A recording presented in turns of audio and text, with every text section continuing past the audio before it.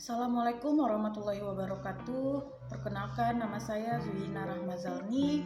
Saya merupakan peserta pelatihan dasar CPNS Angkatan 1 tahun 2023 Kabupaten Pasaman Barat.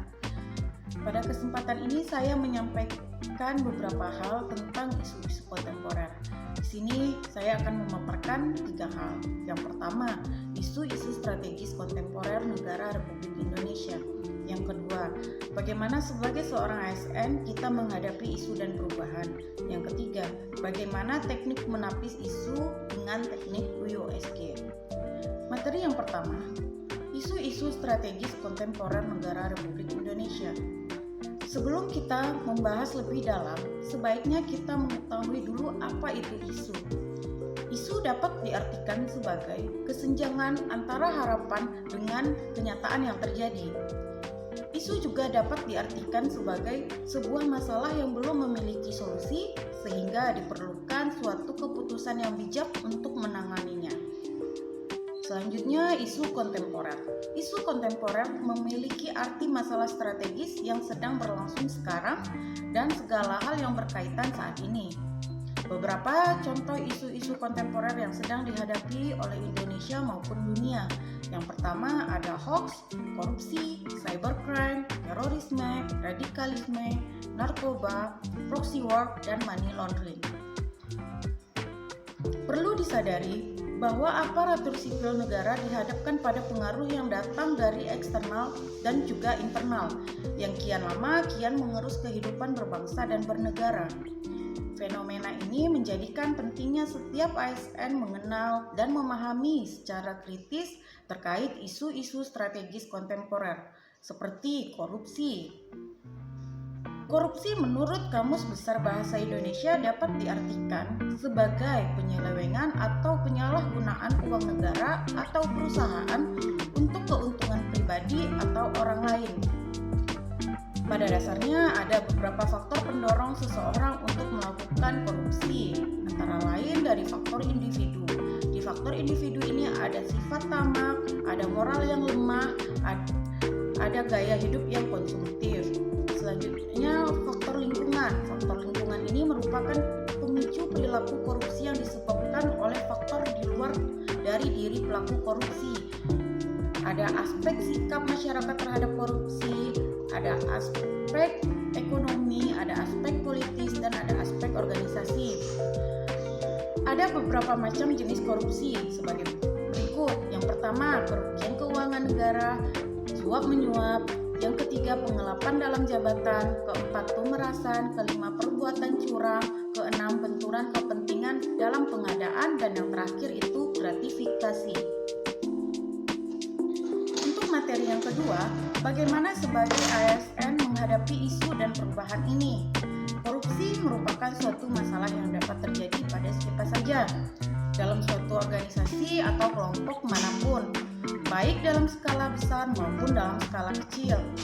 Korupsi tidak hanya dapat diartikan sebagai korupsi uang, namun dapat diartikan dalam banyak hal. Contohnya, korupsi waktu bekerja sebagai seorang aparatur sipil negara.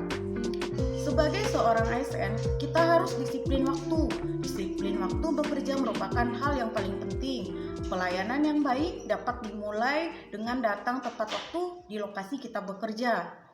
Apabila kita sebagai seorang ASN datang terlambat di lokasi kita bekerja, sudah dapat dikatakan bahwa kita sudah korupsi waktu.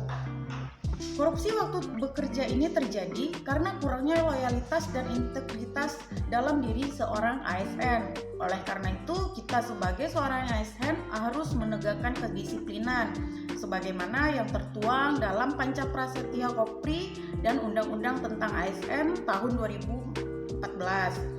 Nomor 5 pasal 10, di mana fungsi seorang ASN adalah yang pertama sebagai pelaksana kebijakan publik, yang kedua sebagai pelayan publik, yang ketiga sebagai perekat dan pemersatu bangsa.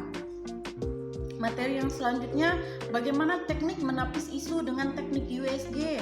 Di sini saya akan memaparkan tentang apa itu teknik USG. Di dalam proses penetapan isu yang berkualitas atau isu yang bersifat aktual, sebaiknya menggunakan kemampuan berpikir kritis yang ditandai dengan penggunaan isu. Teknik tapisan isu itu ada beberapa macam, salah satunya teknik USG. Teknik USG ini ada 3 acuan. Yang pertama urgensi, yaitu seberapa mendesak suatu isu harus dibahas, dianalisis, dan ditindaklanjuti. Yang kedua seriousness, merupakan seberapa serius suatu isu harus dibahas dikaitkan dengan akibat yang ditimbulkan. Yang ketiga, growth, seberapa besar kemungkinan memburuknya isu tersebut jika tidak ditangani. Jadi 3 ini menjadi acuan kita dalam menganalisis isu.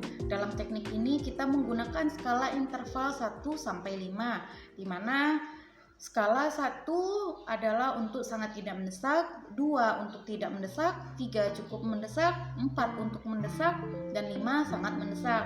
Sebagai contoh, ada 5 rumusan isu prioritas di tabel. Salah satunya yang kita ambil sebagai contoh adalah kurangnya ketegasan penegak hukum dan pemerintah di Indonesia dalam mengatasi kasus korupsi. Kita memasukkan untuk kriteria U, di mana intervalnya itu antara 1-5.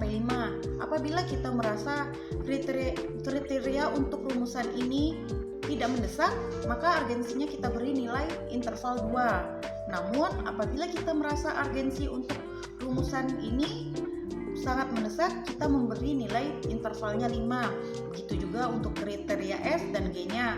Dan kita lanjutkan selanjutnya untuk rumusan selanjutnya dengan cara yang sama.